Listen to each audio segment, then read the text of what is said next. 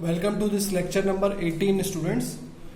Today we will be taking theorems part 2. This is unit number 2, the second part, and we will be studying Teligand's theorem and reciprocity theorem, and one more, that is the Milliman's theorem. Milliman's theorem. Okay, this is the target of this video. Let's start the video. So what is Teligand's theorem? Teligand's theorem जो होता है वो related होता है power से. क्या मतलब हुआ Teligand's theorem के पावर का रिलेशनशिप में होने का? एक एग्जांपल से आपको समझा देता हूं मैं. एग्जांपल इसका ले लेते हैं. सपोज कीजिए ये एक रेजिस्टेंस है, ये एक रेजिस्टेंस है और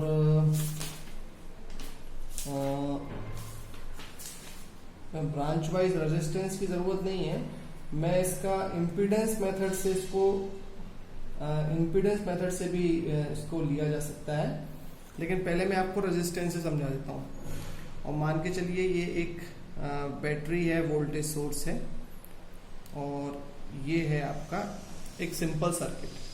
this is 2 ohms, this is suppose 3 ohms, और ये है हमारी 10 volts की बैटरी. तो आप बताइए इसमें से करंट कितना फ्लो होगा? I. तो आप आज इजीली निकाल सकते हैं. I बराबर 10 divided by 5 equal to 2 amperes. Correct और नॉट? और अगर I निकाल लिया है तो if I will ask you what is the power consumed in this 2 ohm resistance and the power consumed in this 3 ohm resistance, तो आप क्या कहेंगे? पावर कंज्यूम्ड का फॉर्मूला होता है सर वोल्टेज इनटू करंट, और वोल्टेज का फॉर्मूला जब कंजम्पशन की बात की जाती है तो वो रेजिस्टेंस के फॉर्म में कन्वर्ट करने के लिए V की वैल्यू I इंटू आर लिखना पड़ेगा. तो V की वैल्यू I इंटू आर लिखेंगे तो मिलेगा I²R. तो इस फॉर्मूले का इस्तेमाल करते हुए जब हम पावर निकालेंगे इन 2 ohm और जब पावर निकालेंगे इन 3 ohm, तो हमें क्या मिलेगा? हमें मिलेगा I² इंटू 2 और यहाँ मिलेगा I² इंटू 3. तो ये I कितना निकला हमारा? 2 निकला है. तो 2² इंटू 2 और यहाँ 3², सॉरी करंट तो 2 ही है ना, 2² इंटू 3, तो ये हो जाएगा 2 to the 4 to the 8 watt, 8 watts, और 2 to the 4 3 जा 12 watts, है ना. तो पावर कंज्यूम्ड इन 2 ohm रजिस्टर निकाल लिया और 2 और 3 में निकाल लिया है. तो टोटल पावर कंज्यूम्ड कितना हो जाएगा? Total power consumed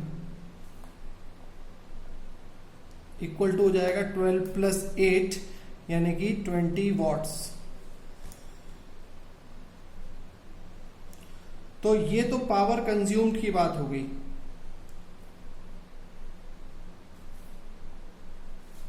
this is power consumed. What is power supplied? Power supplied की अगर मैं बात करूंगा, पावर सप्लाइड,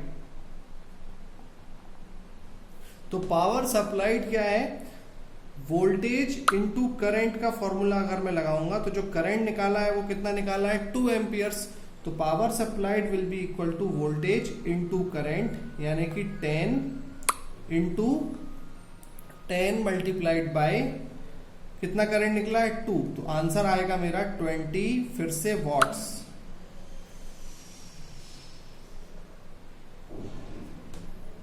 तो आप देख सकते हो बाय द अप्रोच जो power supplied by the battery है वो एक power consumed in the resistance या इन द ब्रांच है. तो this is known as Tellegen's theorem. Tellegen's theorem क्या बोलती है? अगर मैं अब इसका स्टेटमेंट बताऊं आपको, स्टेटमेंट यहां लिख देता हूं, यहीं पे लिख देता हूं स्टेटमेंट.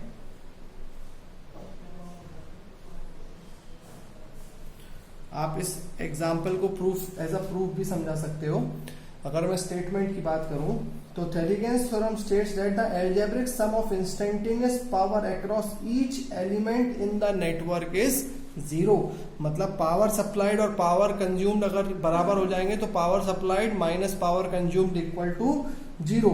तो algebraic sum of instantaneous power, algebraic sum of instantaneous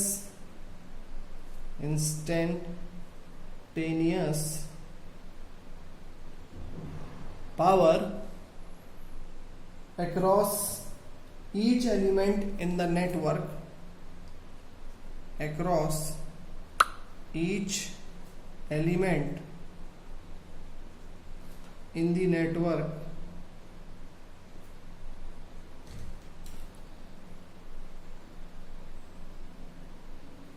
is 0. So this is the statement. ये स्टेटमेंट मैंने बाद में बताया, पहले प्रूफ बताया, एग्जाम में आपके दिमाग में स्टोर रहेगा टेलीगेंस थ्योरम क्या होता है. तो आप पहले स्टेटमेंट लिखेंगे और फिर ये एक छोटा सा प्रूफ लेके एग्जाम्पल से बात को समझा देंगे. तो this is what it is related to power. एक ही थ्योरम है टेलीगेंस थ्योरम जो कि पावर कंजम्पशन से रिलेटेड है. तो कई बार ऑब्जेक्टिव टाइप क्वेश्चन भी आता है, which theorem is deals with the concept of power. So the theorem which deals with the concept of power is the Teligans theorem.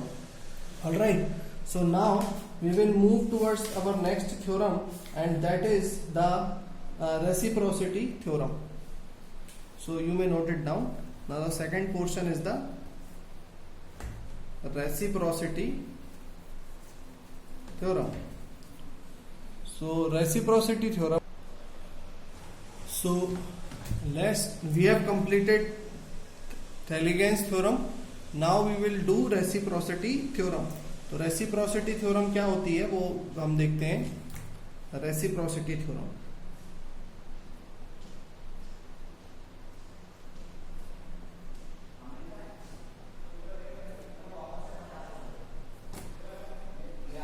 तो reciprocity theorem को समझने के लिए हम एक एग्जांपल से समझेंगे. पहले suppose I am taking a resistive network. मैं एक रेजिस्टिव नेटवर्क ले लेता हूं लाइक दिस.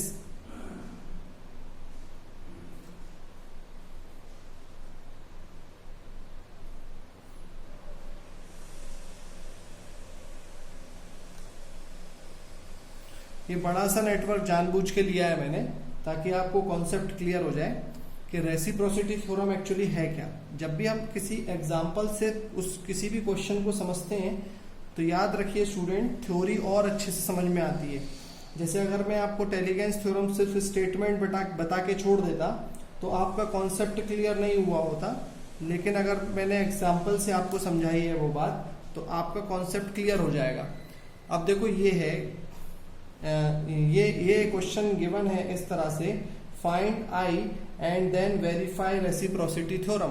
तो मैं क्वेश्चन लिखता हूं यहां पर, इस जगह पर मैं स्टेटमेंट लिखूंगा. इस जगह पर मैं इतनी स्पेस में स्टेटमेंट लिख दूंगा और क्वेश्चन यहां पर एक क्वेश्चन लेकर मैं आपको समझाता हूं. फाइंड आई बाय रेसिप्रोसिटी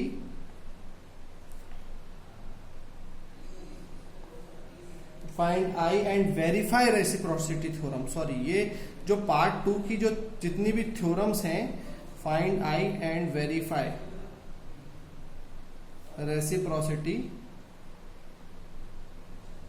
ये पार्ट 2 की जितनी भी थ्योरम्स हैं, जितना भी ये पार्ट 2 है, इसमें वेरिफिकेशन प्रोसेस ज्यादा रहता है. तो मेरे को ना ये आई पता करना है स्टूडेंट्स. तो पहले मैं आई पता करता हूं. तो आप 3 मैश हैं तो मैं अज्यूम कर लेता हूं let the current here is I1, bar bar draw नहीं करता हूं. Let the current here is I2 और let the current here is I3. अगर मैंने जो I3 अज्यूम किया है वही मेरा I है, आप देख सकते हो इस डायरेक्शन में मेरा I3 है और वही डायरेक्शन हो गई I की. तो अगर मैं बोलूं आपसे डायरेक्ट I3 निकालने का क्या फॉर्मूला है, तो मैट्रिक्स डिवाइडेड बाय मैट्रिक्स से हम निकाल सकते हैं. तो फर्स्ट मैट्रिक्स में 3 और 2 5 आ जाएगा, सेकंड में 3 और 3 6 और 7 8 आ जाएगा, थर्ड में 4 और 4 8 आ जाएगा। 1 और 2 के बीच में 3 है और 3 का डायरेक्शन जो है वो I1 का तो ये -3, यहाँ पर भी -3 हो जाएगा। 2 और 3 के बीच में 2 और 3 के बीच में कुछ भी नहीं है स्टूडेंट्स, देखो यहाँ पे कोई भी रेजिस्टेंस नहीं है। तो 2 ये 1 2 2 1 1 3 3 1, तो ये 2 3 और ये 0, और यहाँ पर 1 और 3 के बीच में 4 है जो कि माइनस में है, -4, और ये भी है -4। अब मेरा जो मुझे I3 पता करना है, तो ये और ये मैं सेम रखूंगा, 5 -3 -4 3 8 0। लेकिन ये जो तीसरी जगह है, इस तीसरी जगह पर I1 का आ जाएगा 5 वोल्टेज की वैल्यू, यहाँ 0 यहाँ 0। तो जब मैं इस पर्टिकुलर एग्जांपल को I3 को सॉल्व करूंगा तो मुझे मिलेगा स्टूडेंट्स 0.425 एम्पियर करंट। इसको आप डिटर्मिनेंट मेथड से सॉल्व करेंगे तो आपको ये मिल जाएगा। कहने का मतलब ये कि 5 वोल्ट की बैटरी से जो I करंट की वैल्यू आई है वो आई है 0.425 एम्पियर्स। अब रेसिप्रोसिटी थ्योरम हम क्या वेरीफाई करना चाहते हैं? रेसिप्रोसिटी थ्योरम स्टूडेंट ये कहती है कि आपने यहाँ पे जब सोर्स लगा था और आपसे बोला गया यहाँ पे करंट पता करो, तो आपने 5 वोल्टेज सोर्स से 5 वोल्ट सोर्स से आपने यहाँ पे 4 ओम की बैटरी का जो करंट है वो निकाल लिया 0.425। अब रेसिप्रोसिटी थ्योरम क्या बोलती है कि आप इन दोनों की जगहों को रिप्लेस कर दीजिए। रिप्लेस करने का क्या मतलब हुआ? वो ये बोलना चाहते हैं आपसे कि आप जिस जगह पर करंट निकाल रहे हो वहां सोर्स को लगा दो, और जिस जगह सोर्स लगा था अब वहां करंट निकालने की कोशिश में लग जाओ। तो इसका मतलब ये है, अब वेरिफिकेशन हम करते हैं, वेरिफिकेशन ऑफ रेसिप्रोसिटी थ्योरम।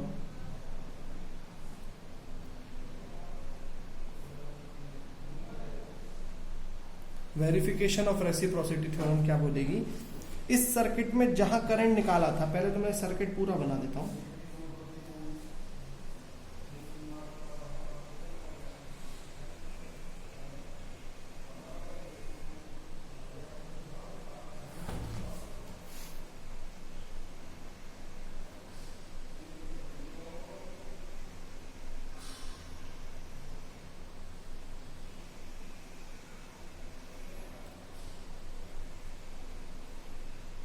आप देख रहे होंगे इसको, मैंने क्या किया है, जहां बैटरी लगी थी पहले उस जगह से वोल्टेज सोर्स की वैल्यू को हटा दिया है।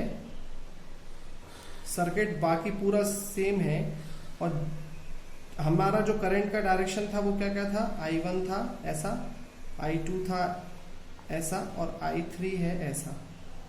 ओके, अब हमें बोला गया है कि पहले हमने देखो करंट यहां पर पता किया था, तो जिस दिशा में करंट ऐसा फ्लो है I3 का, I का, अब हमने बैटरी जो 5 वोल्ट की है वो ऐसी ही लगा दी है इस डायरेक्शन में, है ना, इस डायरेक्शन में।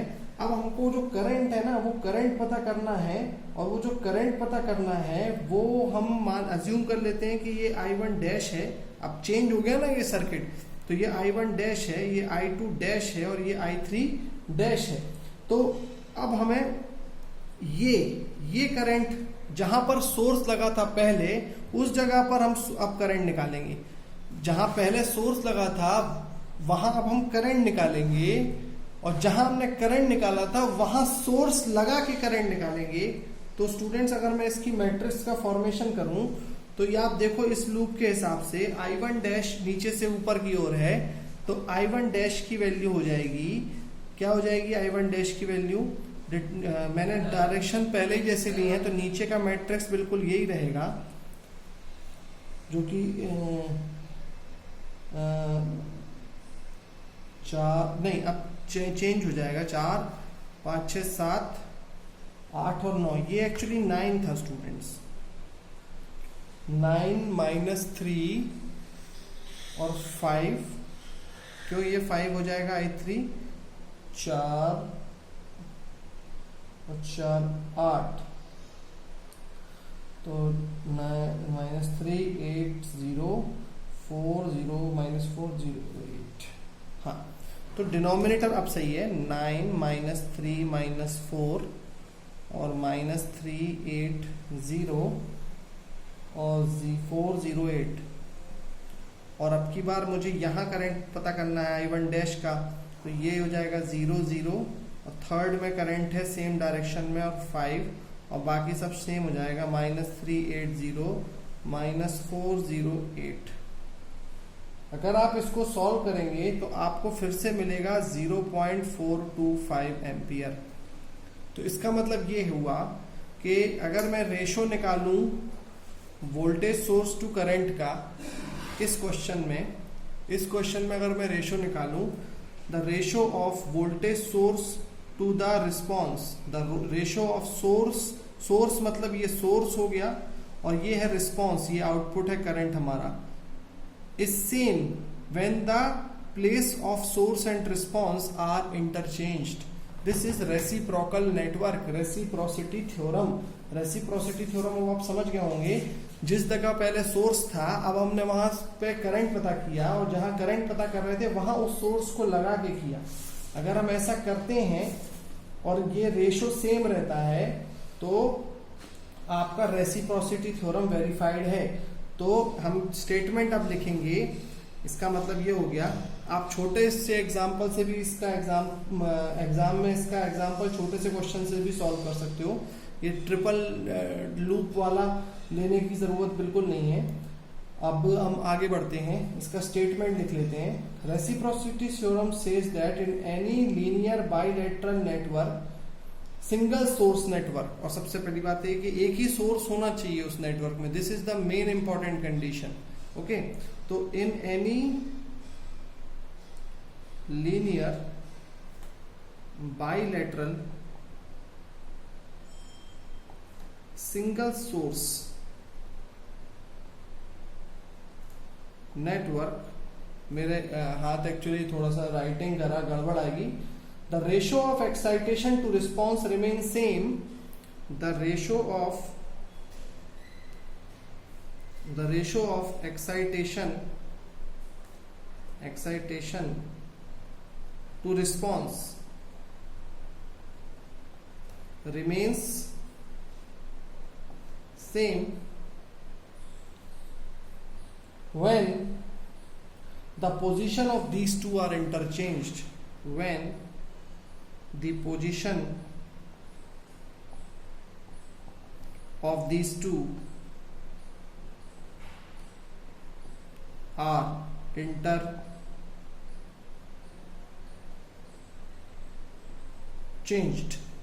So it is, I think it is, this statement is now clear to you after studying the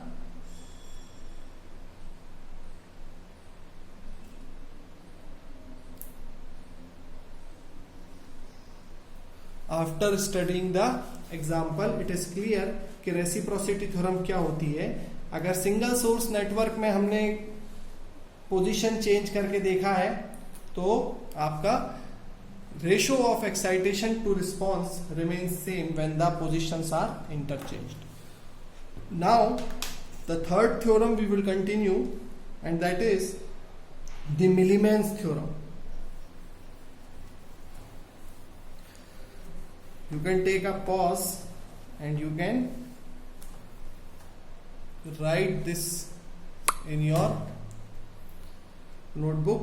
So reciprocity theorem, Taylor's theorem we have completed. Now we are going to start Milliman's theorem.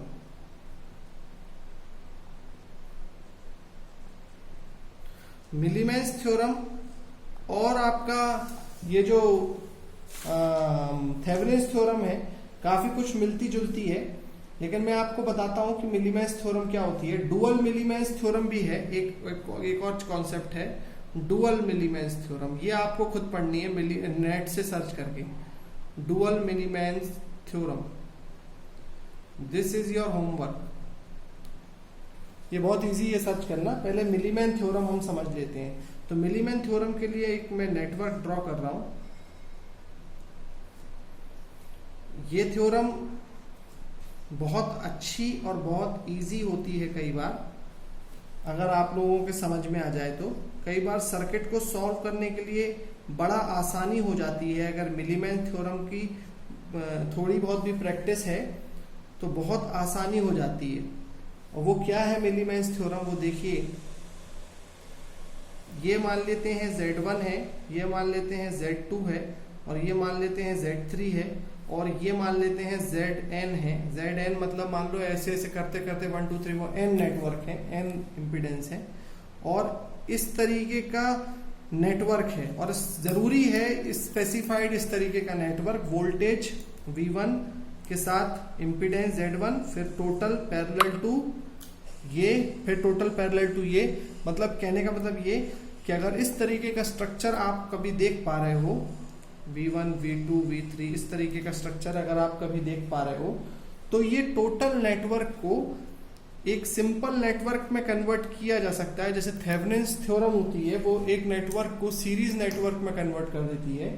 यहाँ आपको एक simple series network यहाँ पर भी convert हो जाएगा, जिसमें एक इम्पीडेंस होगा जिसको हम बोलते हैं, थेवेनिन्स थ्योरम में ZTH बोलते थे और VTH बोलते थे, यहाँ पर ZM बोलेंगे और VM बोलेंगे, यानी Z मिलीमेंस और V मिलीमेंस बोलेंगे। अब ZTH निकालने का क्या प्रोसेस रहता था, अगर मान लो यहाँ पे निकाल रहे हो तो ओपन करते थे, फिर बाकी हम RTH को निकालते थे तो वो RTH निकालते थे। यहाँ ZM निकालने का एक सीधा फॉर्मूला ही है, ZM निकालने का और VM निकालने का एक सीधा फॉर्मूला ही है। ZM का जो डायरेक्ट फॉर्मूला होता है वो होता है 1 upon Y1 plus Y2 plus Y3 up to Yn। और what is this Y? This is known as admittance, ये आपको मालूम होना चाहिए। Admittance which is the reciprocal of impedance, यानी इक्वल टू 1 अपॉन Z, यानी जो Y1 की वैल्यू है वो है 1 अपॉन Z1, ठीक है। और Zm तो निकाल लिया। इसी तरीके से डायरेक्टली अब हम V मिलीमेंस भी निकालेंगे। V मिलीमेंस का फॉर्मूला हम करेंगे क्या, V मिलीमेन हो जाएगा V1 into Y1 plus V2 into Y2 up to Vn into Yn divided by Y1 plus Y2 plus up to Yn। और इस तरीके से हम Vm और Zm निकालकर सब्स्टिट्यूट कर देंगे अक्रॉस द लोड। तो दिस इज योर मिलीमेंस थ्योरम। एक ओरल सा एग्जाम्पल लेके आपको सॉल्व करके बताने की कोशिश करता हूं। एक एग्जाम्पल के तौर पे देखो, हम बिना पेन लिए ही सॉल्व कर देंगे इस क्वेश्चन को। देखना कैसे, मतलब सर्किट बस ड्रॉ कर रहा हूं एग्जाम्पल के तौर पे, ये आपको बड़ा अच्छा एग्जाम्पल लगेगा।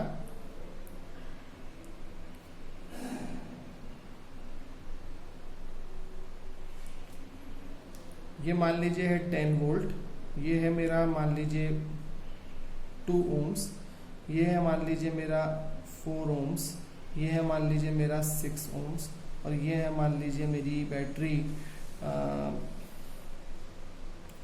12 वोल्ट्स, ठीक है ना।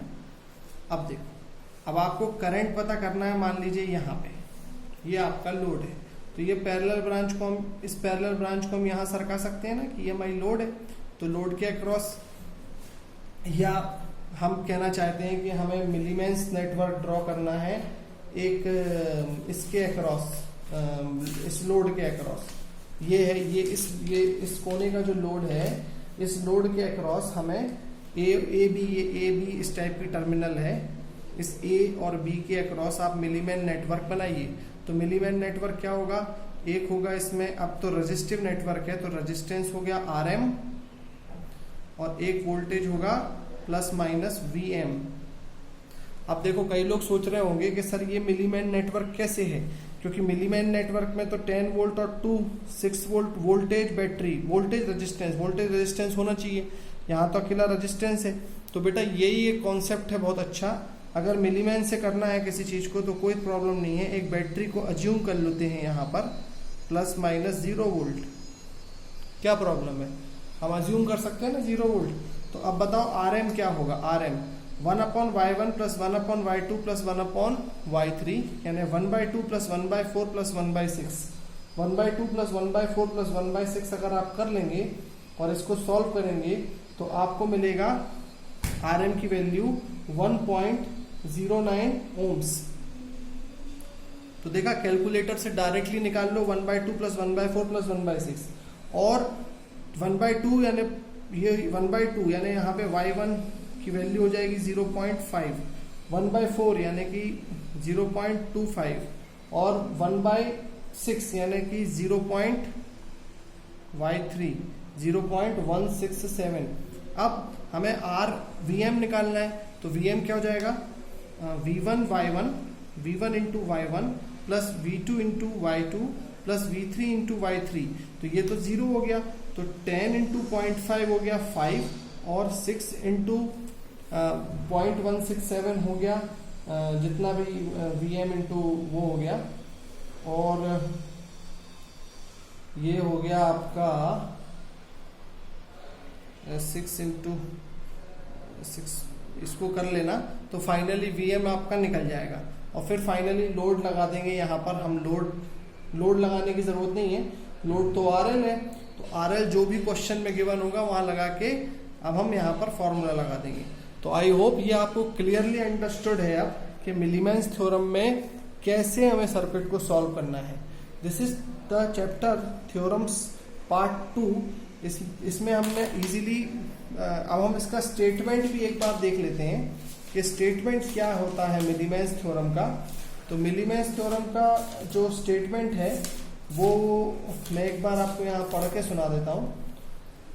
This theorem is used to convert the multi source network to single source network.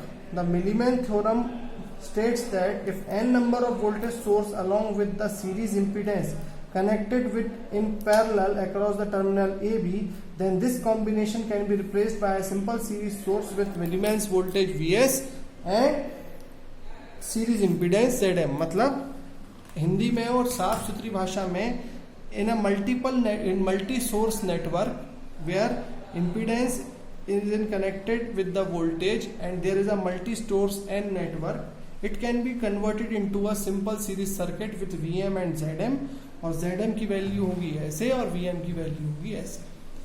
I hope now it is clear. और आप लोग ये 3 थ्योरम हमारा थ्योरम पार्ट 2 में कंप्लीट हो गया है, और यूनिट नंबर 2 में अब कुछ भी जो छूटा हुआ होगा वो नेक्स्ट वीडियो में मेरे कंप्लीट हो जाएगा लेक्चर नंबर 19 में। और जो बची हुई थ्योरम्स हैं compensation theorem and substitution theorem, these two theorems also you will receive tomorrow. Okay, thank you students.